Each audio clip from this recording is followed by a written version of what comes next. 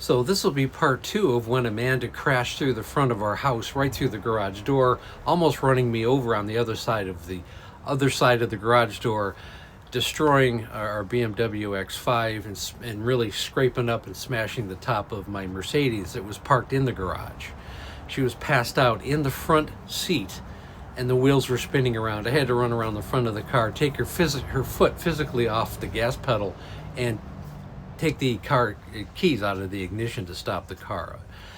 What happened was we got her upstairs. I got her upstairs. Took quite a while because she was extremely inebriated, didn't really know where she was.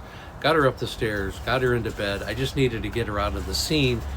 The next morning, like I said earlier, she came down the stairs, took one look outside the garage door and was just aghast. She had no idea what had happened the night before. She had kind of an inkling, but she literally asked me what happened to the garage door, fully knowing that, I mean, she was the perpetrator of the whole thing. I said, look what happened. I mean, you're driving so drunk that you ran through the garage door and almost ran me over. I had to jump out of the way over the couch so you didn't run me over. I mean, you could have killed me in this incident. And I think it really took her back.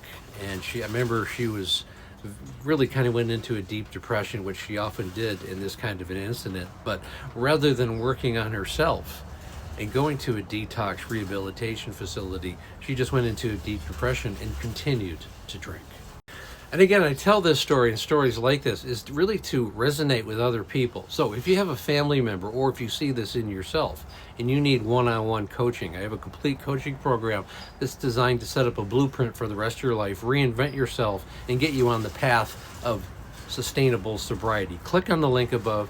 It takes about 45 minutes to do a Zoom call for you, maybe family members, whatever the situation is. The call is free, the course is definitely not, but I'm looking for people who want to change their lives and the lives of their family forever. So click on the link, set up a time. And again, I really tell this type of story because it's really important to understand this is the road that your loved one is going down. You might find yourself going down this road, and you want to understand the why someone goes down this road before they ever get to this point. Because it's not a life you want to live. So what happened to her, she went into a deep depression. At that time, for whatever reason, she wasn't willing to go to a detox rehab, although she should have at that point. Both our cars were in the shop. I had to have the top of my car was repainted, so it was in the paint shop, and the BMW was in the shop. The whole front had to be rebuilt and the windshield. Luckily, I had pretty good insurance at the time in my name. And that was, that was in the shop for at least like 5 or 6 weeks. So I had to get a rental car. And during that time, I had a rental car. It's the only car we had left. And I came home one night and she was cooking something. And for whatever reason, sometimes you just get comfortable. And I set the keys on the counter for whatever reason, and she said she just needed to get something really quick. She was in the middle of cooking dinner. I said, whatever. I don't even know if I was in the room, and she was gone. And we didn't see her again that night. I didn't see her again till the following morning. And I've told this story before, but at that point I had no car. So she had taken the rental car, and I needed a car for my business. Crazy. She ended up going to a local CVS. She bought 2 bottles of wine, and she continued to drink both 1.75 liters bottles of wine sitting in the parking lot of a CVS across the street from us. I had no idea where she was. But about 1 o'clock in the morning, just before I went to bed, I kept hearing sirens, going up and down the street, and I was just like, I'm going to have to go check this out. So I actually got my clothes back on and walked out the front door and through the neighborhood, and there's a shopping center that was on the other side of the neighborhood. I said, I got to go check and see what all these sirens are.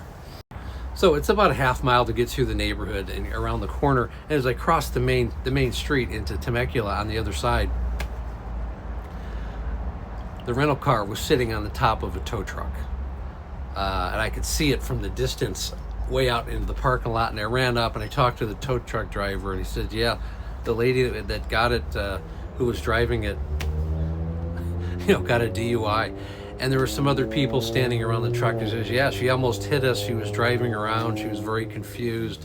She almost backed into us, and we called the police, and the police they were really pissed off, I guess, and they kind of manhandled her and they threw her in the back of the squad car. And this was probably, I think this was like this was her third DUI, I believe, at the time.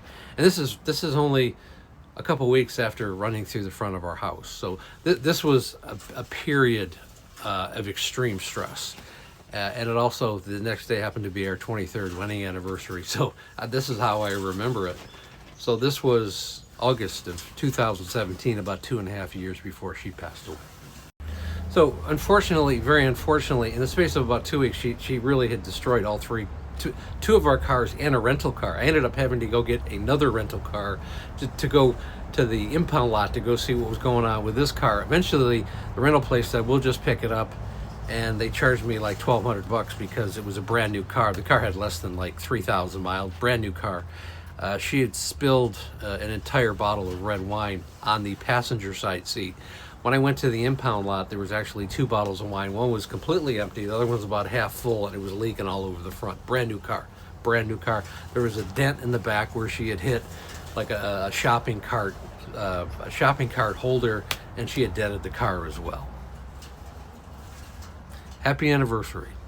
I can remember doing that. And I remember talking to the guy at the impound lot, and I go, yeah, it's our 23rd anniversary. I said, it's probably going to be our last too. And he goes, yeah, I don't blame you. But these are what family go through, and I tell these stories again. It's not about disparaging the person. It's about, if you see this in yourself, you got to go in another direction. And again, real quick, Amanda, Cautionary Tale of Alcoholism. These stories and so much more are in her memoir. Again, you can click on the link tree. It's sold on Amazon. You can buy it right on this website right here. There's also an international link. It's available anywhere in the world. And again, thanks so much for listening.